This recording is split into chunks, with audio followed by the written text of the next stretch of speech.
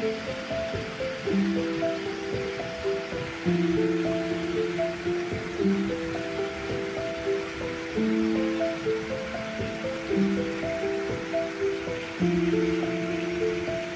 खळाळत वाहणारा स्वच्छ नितळ पाण्याचा ओढा.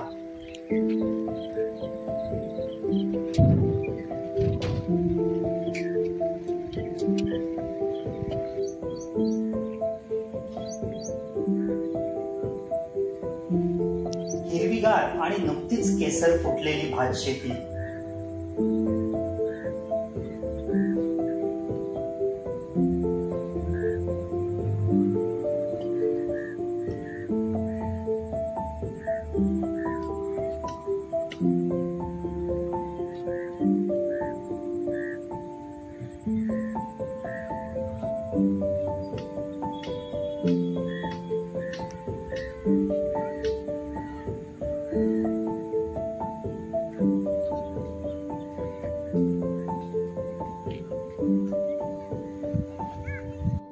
या हिरव्या रंगाला नाजूक तेरड्याच्या फुलांनी दिलेली गुलाबी छटा.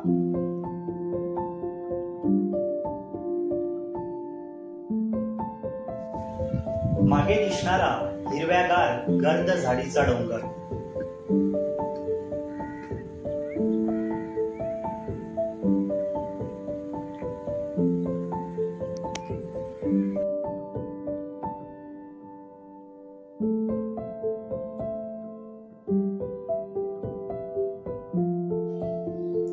हे नयनरम्य, सुंदर, मनमोहक निसर्गाचं रूप पाहून तुम्हाला वाटलं असेल की मी कोकणातल्या एखाद्या गावात आलोय. पण मंडळी, हे निसर्गाचं सुंदर मनमोहक दृश्य आहे मुंबईतलं.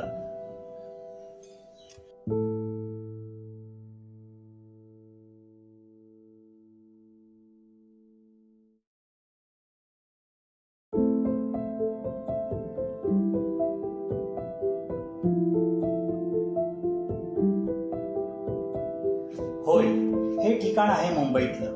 मी आहे मुंबईतील गोरेगाव येथील आरे कॉलनी आणि चित्रनगरी अर्थात फिल्म सिटीच्या जवळच असलेल्या वारली आदिवासींच्या हवाले पाड्यावर.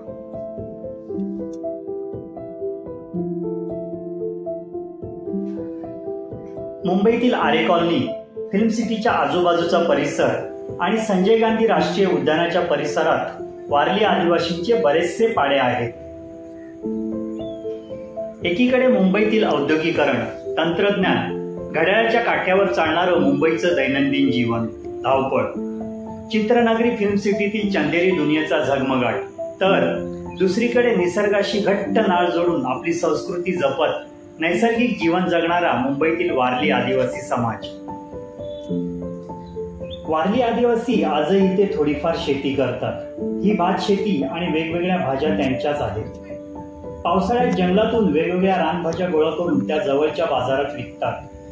स्वतःच्या शेतात काकडी, दोडकी, भेंडी, कारली, पडवळ, दुधी भोपळा यासारख्या भाज्यांची शेती करून आपला उदरनिर्वाह करतात.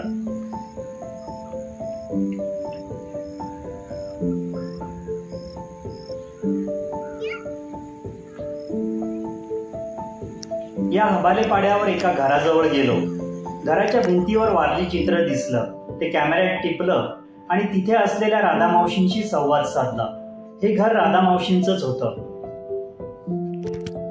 राधामावशींना विचारलं, तुम्ही या जंगलात राहता, येथे बिबट्यांचा, अन्य प्राण्यांचा वावर असतो, तर तुम्हाला भीती वाटत नाही का?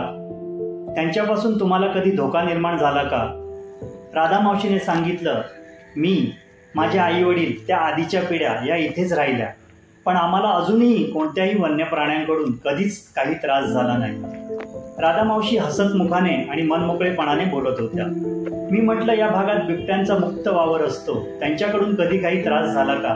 तर राधामावशीने सांगितलं, नाही, वाघाला तर आम्ही देव मानतो आणि तो आमचा रक्षणकर्ता आहे. त्याचा आमच्या घराच्या आजूबाजूला मुक्त वावर असतो. ते येतात, बसतात, आम्ही बघतो. हे ऐकून असं वाटलं की या वारली आदिवासींचं, निसर्गाचं आणि येथे राहणाऱ्या वन्य प्राणी पक्ष्यांचं घट्ट नातं असावं. राधामावशी म्हणाल्या, आमच्या घरात आतमध्ये आमची संस्कृती दाखवणारी वारली चित्रकला आहे, ती बघा. ह्या चित्रावर कविता आणि सचिन अशी नावं होती. त्याबद्दल राधामावशींना विचारलं. त्यावर त्या म्हणाल्या, त्यांच्या मुलीचं लग्न झालं आणि हे चित्र घरातील भिंतीवर काढल्याशिवाय लग्न होत नाही. ते चित्र काढावंच लागतं. हा त्यांच्या रूढी परंपरा आणि रीतिरिवाजाचा एक भाग आहे. त्या चित्राबद्दल राधामावशींना विचारलं, हे तुमच्या लग्नासाठी चित्र काढले, घरात कुठलंही लग्न असेल तर हे चित्र काढल्याशिवाय लग्न होत नाही, मग का असं काय? म्हणजे आमच्या देवाचं तसं आहे ना. अच्छा, म्हणजे हे बनवलं तेव्हा लग्न होणार, नाही ते देवाने नाही केलं तर लग्न नाही होणार. याच्यावरती एक माणूस असतो, देव खेळवतो तो, तेव्हाच हा देव खेळवताना हा शेंदूर बिंदूर लावणार, तेव्हा तो लग्न लावणार, नाही तर असं लग्न नाही लागणार. म्हणजे ही तुमची वारली समाजाची पिढ्यानपिढ्या आलेली प्रथा आहे. पिढ्यानपिढ्या असं आहे. म्हणजे कुठलंही शुभ कार्य लग्नाव्यतिरिक्त जरी काय असेल तरी हे लागतं. आणि असंच लग्न केलं तर हेच पेंटिंग लागणार, तेव्हा लग्न होणार. आता समजायचं हे सर्व त्याच्यावर कराने आहे, हे कासू आहे किंवा मासा आहे, हे सर्व देवच आहे.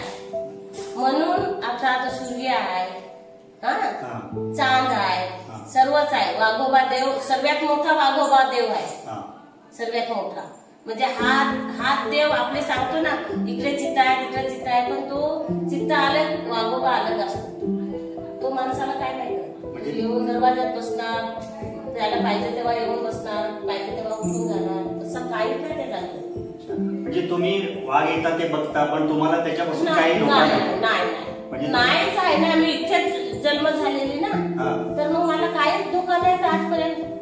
तर मग कशी बोलणार काय ते असं करतात तसं करतात. म्हणजे तुम्ही त्याच्या जीवावर त्यांनी इथे पोराला घेऊन आले. किती वर्ष झाली? किती वर्ष आता मला खुदला नाहीतरी 55 वर्ष झाली. माझ्या आई वडिला 2 पिढी गेली. आई वडिलांच्या आधी 2 पिढ्या, त्याच्यानंतर तुम्ही, आता तुमची पुढची पिढी. पण अजूनपर्यंत कोणाला काही त्रास काहीच नाही त्रास. म्हणजे हे निसर्गात सगळे प्राणी आहेत, त्याला तुम्ही देव मानताय. देव तो देवच आहे दादा. तुम्ही बघा कोणत्या मंदिरात जा, पहिला हा असतो का नाही, वाघोबा असतो का नाही वरती, तो वरतीच असतो ना. पहिला हा मोठा आहे, याला तुम्ही जास्ती मानते. त्याच्यानंतर आता समजायचा शंकर देवानेच उपजन सर्व केलेलं, म्हणून तो वाघोया देव मोठा आहे त्याच्यापेक्षा, शंकर देवापेक्षा. तुम्हाला कसं वाटतं? बरोबर आहे. तुमची संस्कृती आहे, तुमची प्रथा आहे. आणखी कोणते कोणते प्राणी आहेत ज्याला तुम्ही देव मानलाय? बघा कासू असतो, तो पण देव असतो. इथे माशाचं पण चित्र आहे. हा, तो कासू आहे, माहिती आहे ना. हा मासा. हा, तो मासा आहे. हा कासव आहे. हा मासा आहे. हे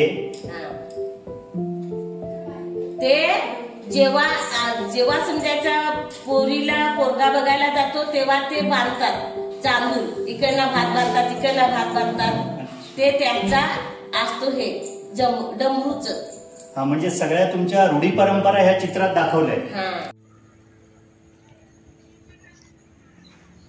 निसर्गाशी एकरूप असलेल्या वारली आदिवासींच्या संस्कृतीची माहिती घेऊन हबाले पाड्याचा निरोप घेतला.